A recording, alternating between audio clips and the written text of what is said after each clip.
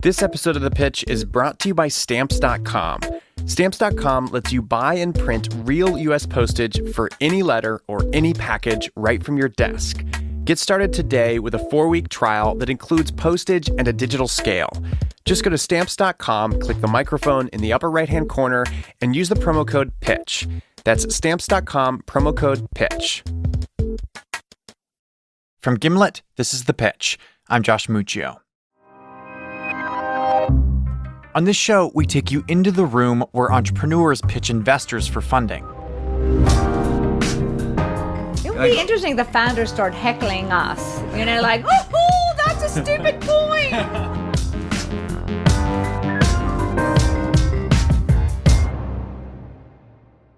Today, we meet an entrepreneur who's confident she can change something that Americans have been doing the same way for over a century.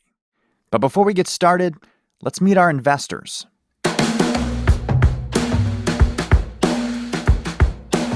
Our first investor is Phil Nadell with Forefront Venture Partners. Expect him to drill down to the bottom line in a pitch, the money.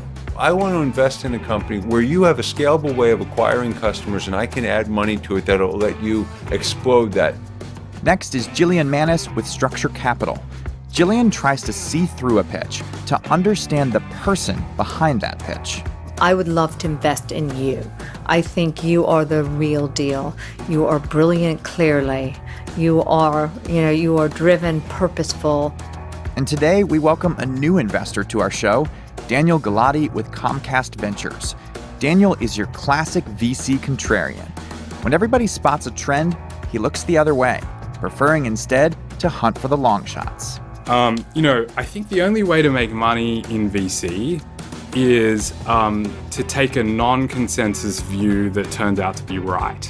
And finally, on today's episode, James Altucher, an angel investor playing with his own money. He doesn't focus so much on what a company is selling as how they're selling it.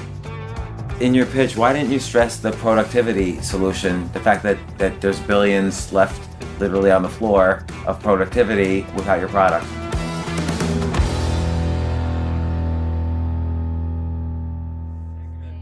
Different types of Worst question I've Wait, ever has received. anybody knows there's a toilet in the room right now with toilet paper? Oh. Tushy! No! Come on! It's called Tushy? That's the best name ever. How awesome is that? Jillian, I didn't even see it. I know, you know what? I'm sitting She here said it and I'm like, what? what toilet?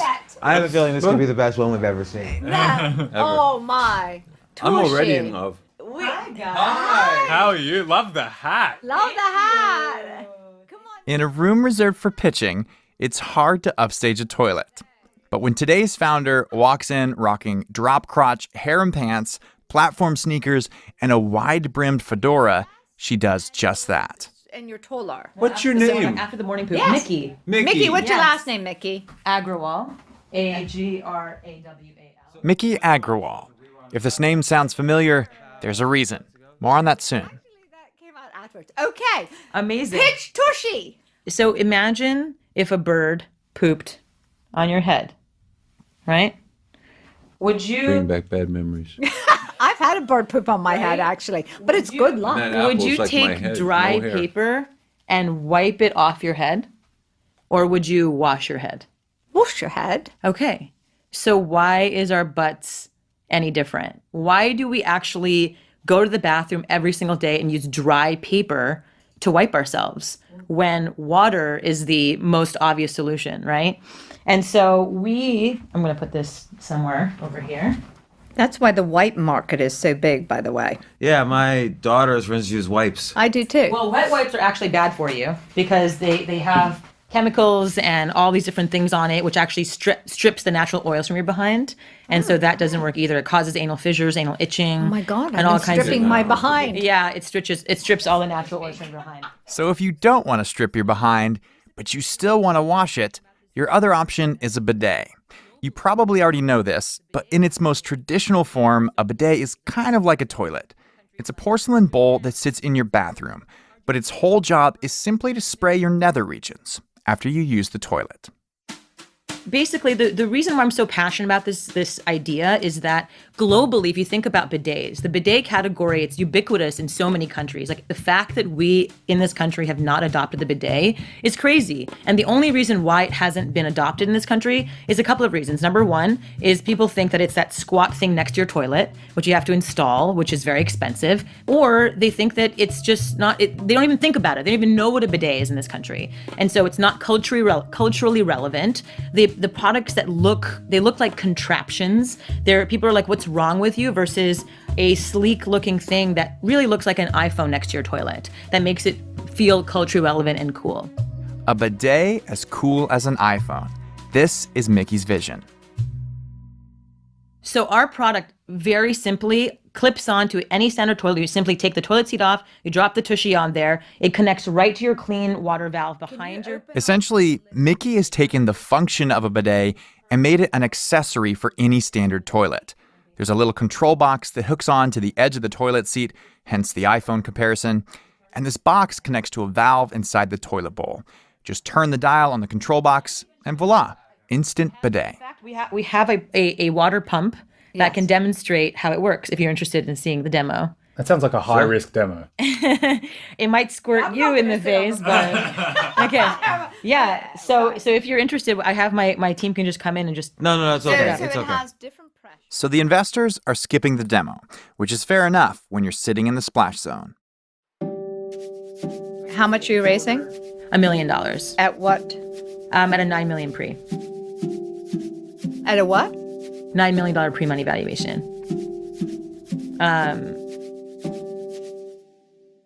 A $9 million price tag for a startup isn't necessarily outrageous, but it does put the burden on Mickey to prove her company has the goods.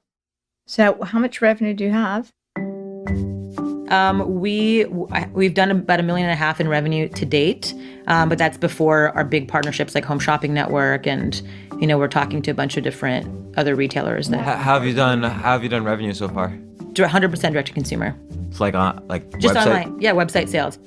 Over what period of time was that $1.5 million in revenue?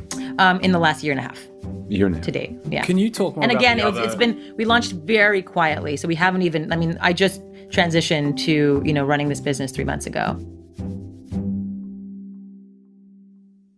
For me, I'm really thinking about the device. Can you Behind your- open up the lid of the toilet so I can take a look? Because I actually do know this market a bit. Great.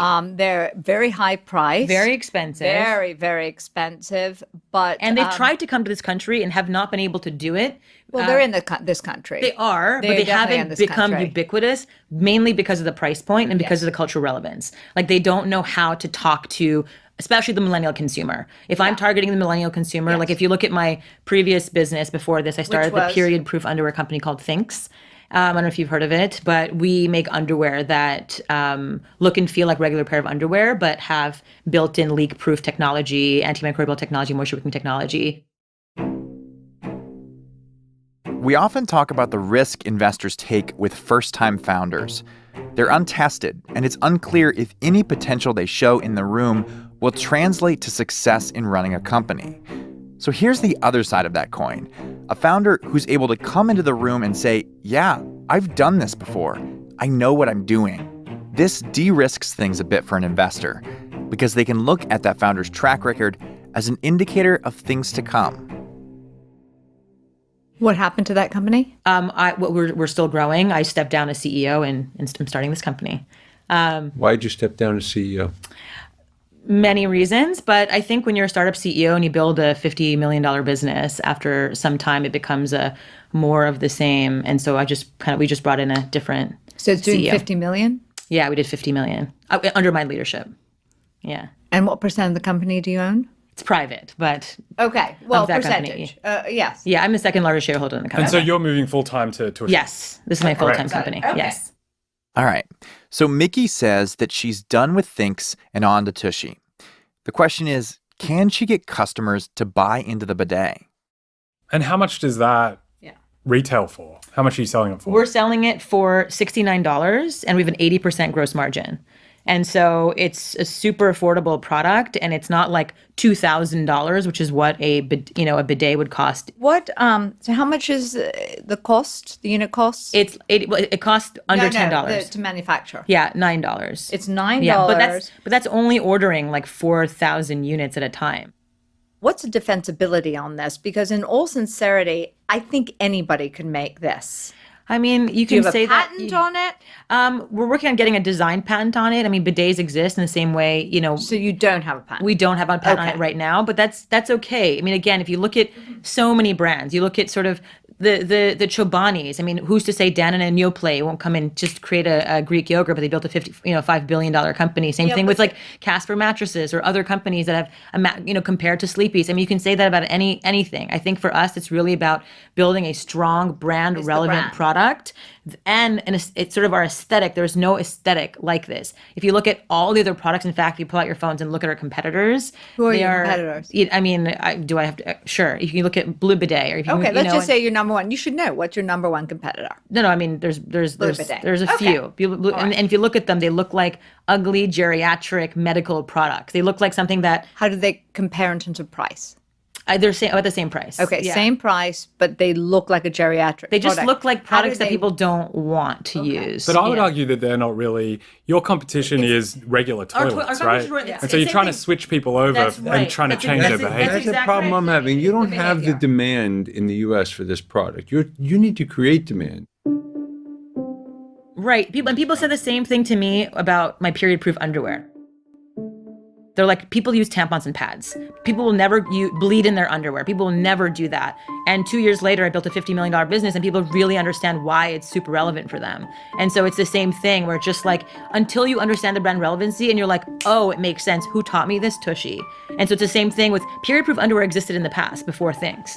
I don't know that analogy works, because I think with your previous company, you're solving a problem. You're helping women with a problem that they have, right? Do you think that American consumers currently think they have a problem?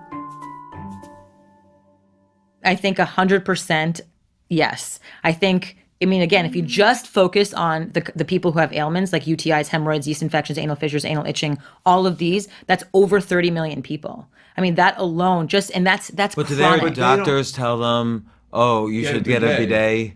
To solve they do. We just But did that's a the thing. partnership. There's no connection there between, oh, I have hemorrhoids, I should get a bidet.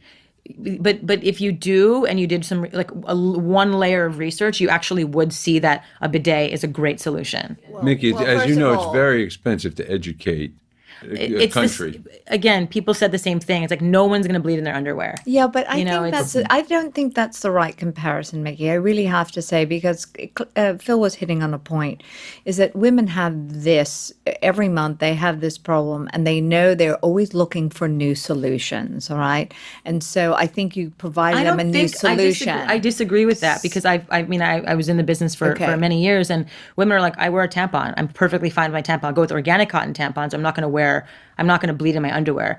Period-proof underwear existed already, and yet nobody thought about it. It's education, and it's one of those things where you have to really feel like, okay, I see that there's absolute no way in hell that people are going to continue to use toilet paper moving for the next X number of years. It's just not sustainable. It's just not sustainable to do that. And it's also, again, it's from a health and hygiene standpoint. Yes. The fact that toilet paper was brought to America in the late 1800s and has not changed since then is crazy. Like, we are using our cell phones, we're adjusting our temperature, we have our fridge, we have cars. In the late 1800s, those things didn't really exist in a ubiquitous way. And so this is sort of like that upgrade in the bathroom space. And what is to stop someone from just ripping that off? You said no, but nothing. Again, I mean, it's not that. I think it's brand, right? I think the idea is you want to build a brand. But it's same thing. What's stopping people from ripping off anything? It's just brand. Yeah. So on the brand piece, so I'm an investor in a company called Away, which is a direct-to-consumer luggage company, and I think they've really benefited from sharing on. It's a brand. That's right? So we all agree that there's some value to brands, but the specific way in which they've benefited from their brand is people sharing on Instagram, right? So you go, you travel, you have this suitcase, and you snap a photo of it, and everyone else hears about this suitcase. This doesn't feel like a sort of natural, a product that naturally lends itself to kind of that kind of viral. You don't share poop stories on Facebook? Well, why do people Is that just me? I leave that for Snapchat. I leave that for Snapchat. Daniel, why do people share luggage? It's a fashion item. Yeah, it's so a fashion, what happens right. is with Warby Parker and, to some extent Away, it is, it's fashion, right? It's visible. But I feel like people, you don't think people would unbox this and Instagram it? People 100% have been sharing this. I mean, people are like, you could eat off my butthole. I mean, the number of like crazy things that I've read from people just being so excited about this product. It's the number of times I've heard people saying, when I invite people to my house for my housewarming, it's the first place I bring people to show my product. That's a question for me, which is you're not going to be able to, it doesn't seem like, spend your way to a $500 million company here. I think you're going to have to rely on some really neat customer acquisition kind of tricks, strategies. Yeah. And one of those things could be social sharing. I'm just social sharing, questioning whether that'll actually happen. influencers, a combination of digital marketing strategy, which is what, again, built my last company. And it's already built this, we've already done $1.5 million in revenue just from that. Mickey is using her past success to prop up the potential of her new company. She's saying, look at what I did with Thinx. I can do that again with this company. Can I switch the subject a little bit? Because I'm just having trouble with something else. And that's the reasons you have a $50 million company you started in Thinx, is that what it's called? Mm-hmm. That you left. I don't understand. You started a successful, presumably $50 million in revenue, and you left. I mean, it's complicated. It's complicated. There's certain like controls and things that you give up over time, and it's complicated. I can't really say more than that. Are you difficult to work with? No, I'm not. You can talk to my team. They're right outside. You can ask them. Okay. It just seems curious to me. I think what it does is it also creates a little bit of concern about you built a company, it's successful, and now you left it. I mean, again, there's so many learnings. Like, think about the number of businesses that everyone have started. People have started initially. Yeah. They work with different partners. They work with different people, and things happen, and you make a change. Yeah, I can't say more than that. Did you outgrow that role? I don't. I can't really. Do you talk think about it'll be tough to raise venture funding with this company because of whatever your experience was there? Because of that, we can talk about this stuff offline. Okay. I can't talk about it online. But you know what though? I think how many employees were I think about 35 to 50. Yeah.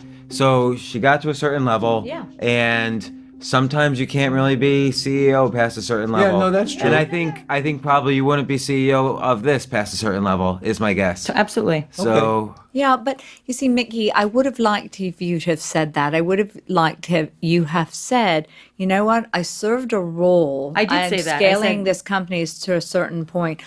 At that point, I didn't perhaps have either the expertise in order to take it to the next level. In other words, I just wanted to see a little bit more self-awareness on this. So I either stepped out, but what we've been getting is it was difficult. I can't really talk about it, and it well, made I can't. me I feel, really can't. Okay, actually. so you're under a gag order. Correct. Okay. Well, Yes. you could say that, that there is maybe a legal issue, and I'm under a gag order, correct. and I'd be happy to talk about it as best as I could, as best as I can. I would like to talk about this offline. Okay, I'd like fair to move enough. on Let from me this switch back to the conversation. product.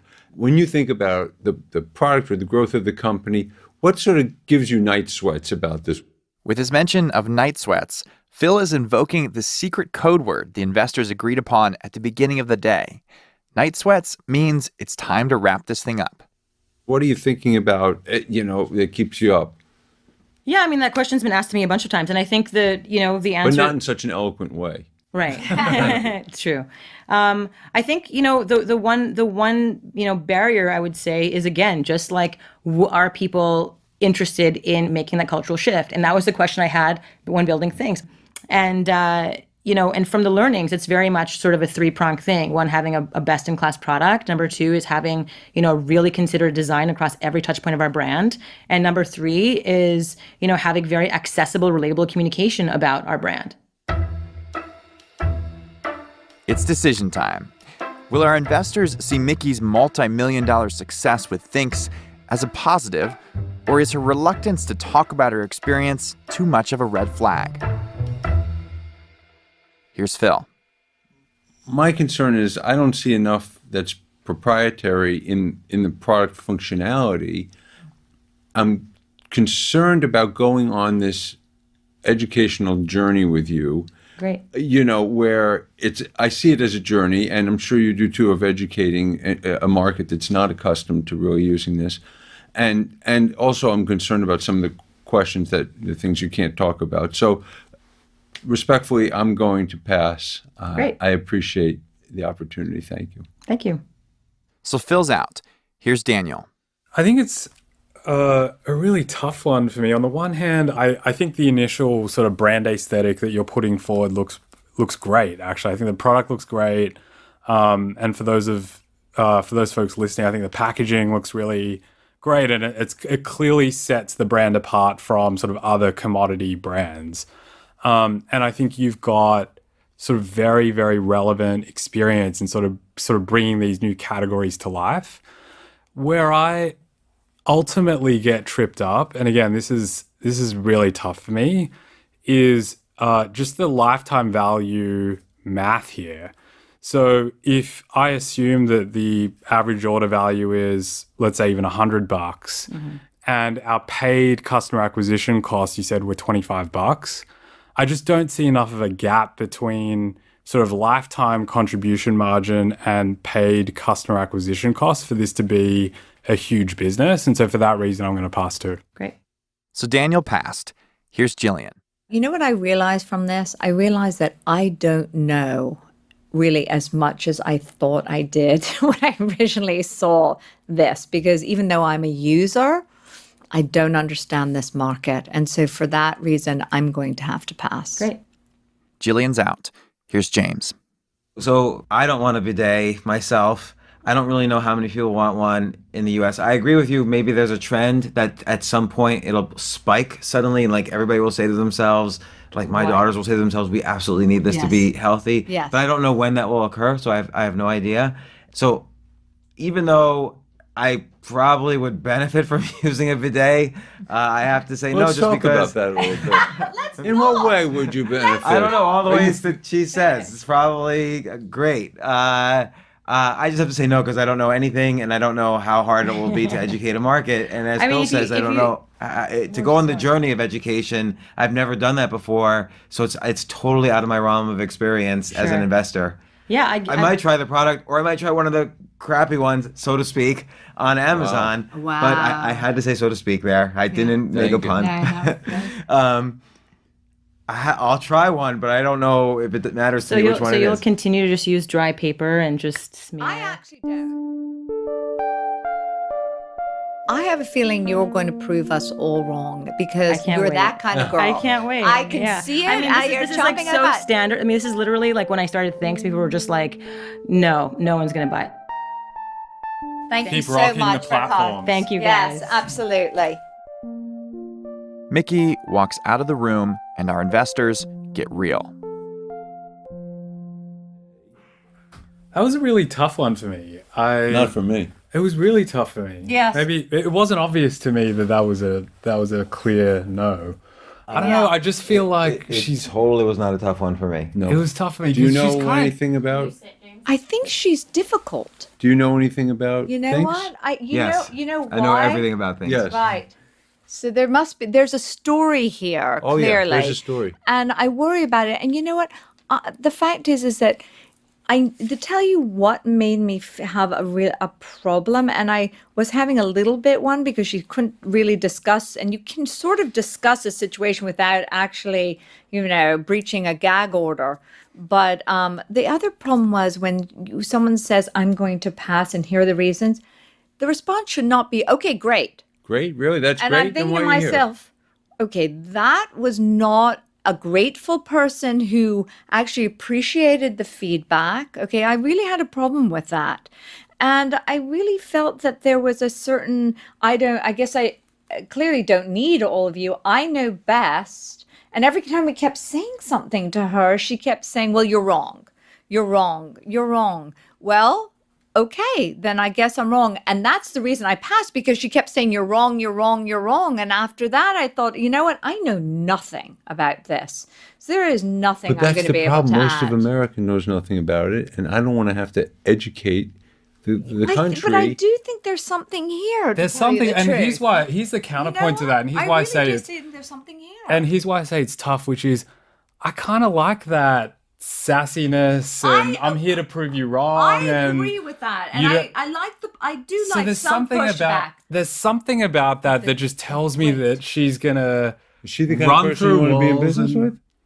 Well, I passed, right? At the end of the day, I didn't invest, but I don't mind there's something scrappy there. and tenacious, because on the last one the pitch, I had this wonderful founder named Laura, and she is the founder of Teamable. She is 10 times scrappier than this one. She is balls to the walls, and there were a lot of people that were turned off, and I really loved that, and I ended up investing, so did Structure. And so I admire that. Yeah. But I also admire 50 million in year 2. To tell you the truth, I think she's going to succeed. I really, really do. Without us. But wait, hold on. However, I really need to know the backstory of things also to understand and how those numbers worked. You can find that story. Okay, here's the story. Remember how we said you might recognize the name Miki Agrawal? So yes, she started this company called Thinx, which sold period-proof underwear and was regarded as a highly female-positive brand. You might have first heard of it around 2015 when it made a huge stir with an ad campaign that plastered the New York City subway with provocative images. But that's not the story Phil and Daniel are talking about here. In the spring of 2017, a former employee brought a complaint against Miki. It alleged that she engaged in a pattern of sexual harassment and ageism against her mostly female, mostly 20-something staff, and that her behavior engendered an oppressive, fearful company culture. Other former Thinx employees echoed these sentiments to the media, and Miki subsequently stepped down as CEO. The irony of a strong feminist company failing to live up to its own social image was not lost on the public. Eventually, the matter was resolved, and the parties signed non-disclosure agreements. But not before the damage to Miki's reputation was done. That's the background noise Phil, Daniel, and James were battling during Miki's pitch, a background that Jillian was apparently unaware of. After the break, I call Miki, and things get a little tense. Stay tuned.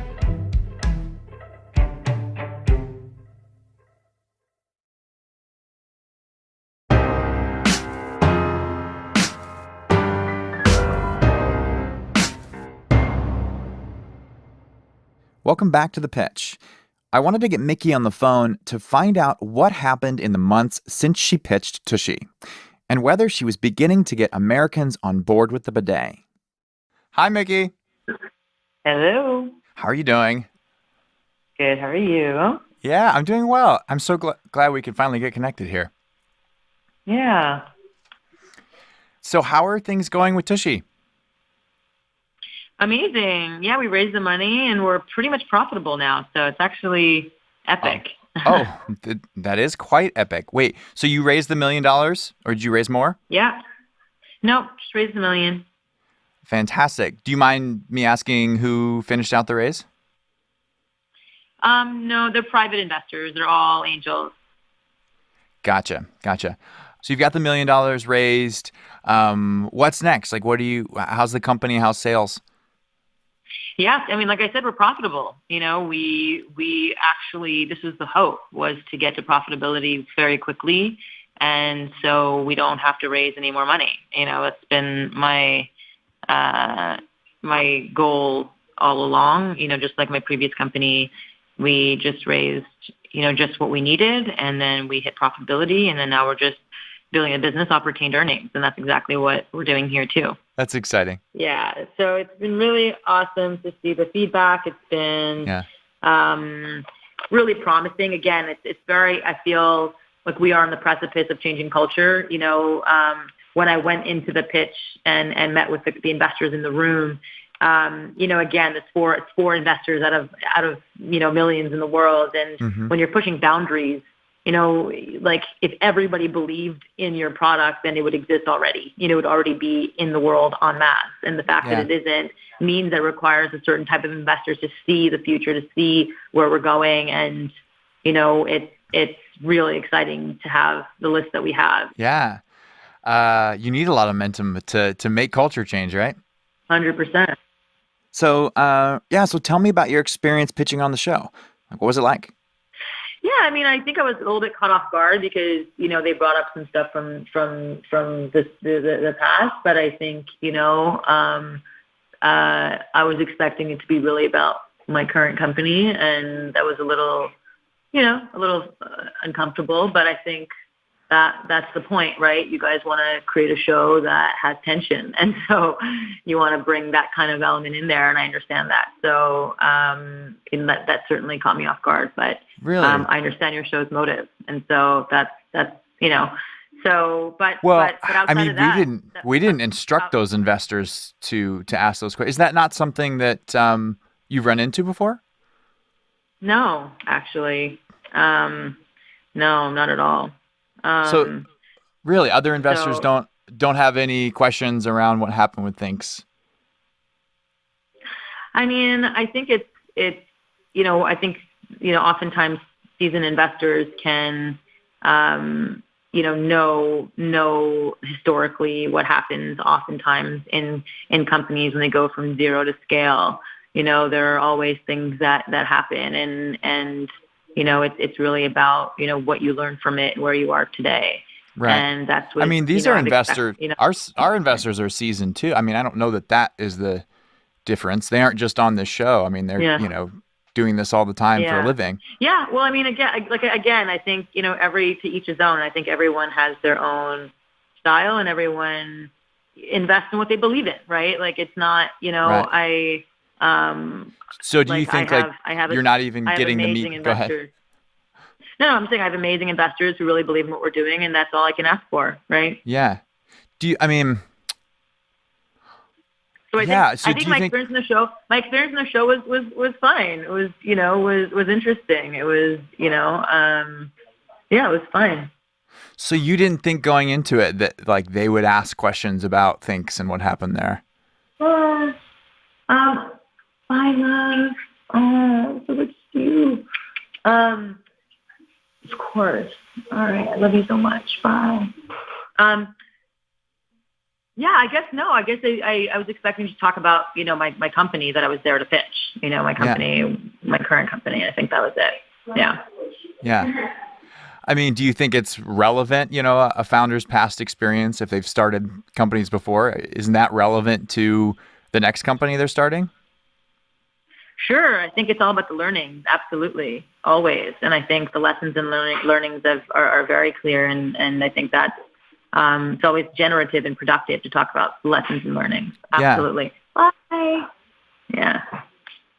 Okay. I actually, I'm in the middle of writing. I'm finishing my book right now. It's called Disrupt Her, and it's due literally in 2 days, which is very exciting. And Hay House is publishing it. Yeah, and I'm sitting across from one of my genius friends. He's looking at my book right now, and it's very, very exciting. So, any other questions before I go? Yeah, certainly. I thought we'd have a few moments with you. Yeah, we were just trying to get a few comments and just hear.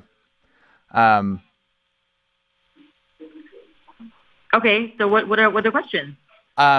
You mentioned with your first company, or No, I can't talk about my first company. I just want to talk about Tushy. I understand. You mentioned that like it would be relevant for an investor to understand, what happened with a company before. That would be relevant, and particular the learnings from that.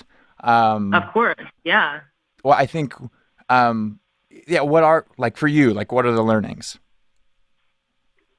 I mean, to move forward and to continue to put out good work in the world, and to not worry about, all the outliers that exist, is to really focus on creating and improving the world. And I think that's what I'm doing. And I think oftentimes when you do that, there are naysayers that want to, jump on top of that to keep, status quo strong. And I think that's, what I learned. I learned that, when you're pushing boundaries and you're changing culture, there are going to be lots of pushback against that. And I think it's important to, really know that. And once you know that, then, and when you are pushing the boundaries and you are running into people who are trying to maintain status quo, then you are strong enough to, stand strong. I think that was the biggest lesson. Yeah. Well, cool. Is there anything else that you want listeners to know about you that, maybe didn't come through on the show, or I'm not asking the right questions or anything like that? Yeah. I mean, I think when did we shoot it? A couple months ago? Yeah, it was August, actually. Yeah. Yeah. August, September, October. Yeah. So almost 2.5 months or so. Mm-hmm. Yeah. I think 2.5 months ago versus today, where am I? I guess I'm a little, like I said, I've healed further from the previous experience. And so, I'm so excited about where Tushy's going. I love my team. I love what we're putting out. I love how we're doing it. I love everything about, what we're building and why we're doing it. And I think, when I came on the show, I was probably still, healing from the previous experience. And I think that's, and again, time is the best healer. And I think everyone in the experience has hopefully gone through the healing process too. So do you think because it was more raw, because it was more recent, that would you do anything differently, I guess, with your pitch or how you reacted to the investors in the room? If you were to pitch them today, would you do anything different? Yeah, I mean, I think I probably wouldn't have been as taken aback in the room, just with some of the trying to be hard charging, questioning, and trying to create that sort of conflict. And I think that was clear in what they were trying to get a rise out of me. And I think I wouldn't have been as caught by it, if I had a couple more months to heal from the experience. And I think today I'd just be a lot less triggered, I think, by the way, the way they were, being attacked, a bit more attacking towards me. And I understand, again, it's for the show and it's for all that. And that's, I get that, but I think it's, I'd be a lot more prepared for it. Yeah. You said you'd be less surprised now. Why would it be less surprising now, I guess? Not surprising. I think it's just more I would if someone asked you an attacking question and it's why did you do it this way? Why did you talk about it? Well, why did you say it? I would just be oh, well, because of this. Instead of being well, I can't talk about it. It's I would just be less triggered by their attacking, the way they attack. Sure.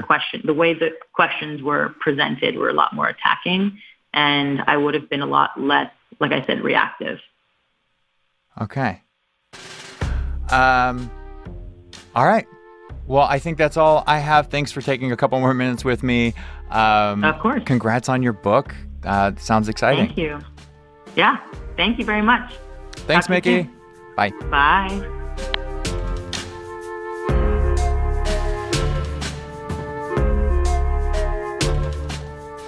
So I was caught a little off guard by that. I knew things had gotten tense during her pitch, but I wasn't expecting that reaction. And I feel for Mickey, I really do. Being the center of a public scandal and getting forced out of her company can't be easy, whether the allegations are true or not. That said, I thought it was fair for the investors to ask her about her experience with Thinx, especially since she brought up her success with the company as part of her pitch. And that's the thing about investing. When you walk in the room to pitch investors, you carry everything with you that you've done before, your successes and your failures. And the ability to speak to those can be the difference between someone writing you a check or not. Thanks for listening. That's all for today's episode. Stick around till after the credits to hear scenes from next week's episode.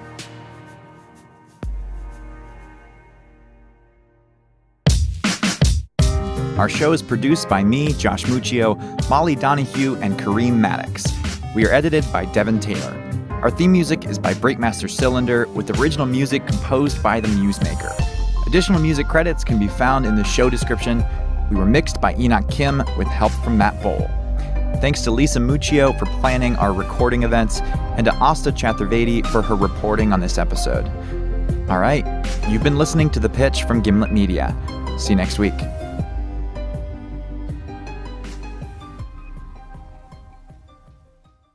On next week's episode... And I was like, why didn't I know about this? And this is an opportunity on the scale that was so breathtaking to me that I was almost angry at myself for not knowing that it existed. And it is so sparse. They're just hard to get to. They're hard to get to, hard to access. And hard to translate. New episodes of The Pitch come out on Wednesdays, 12 p.m. Eastern. Make sure you're subscribed wherever you get podcasts.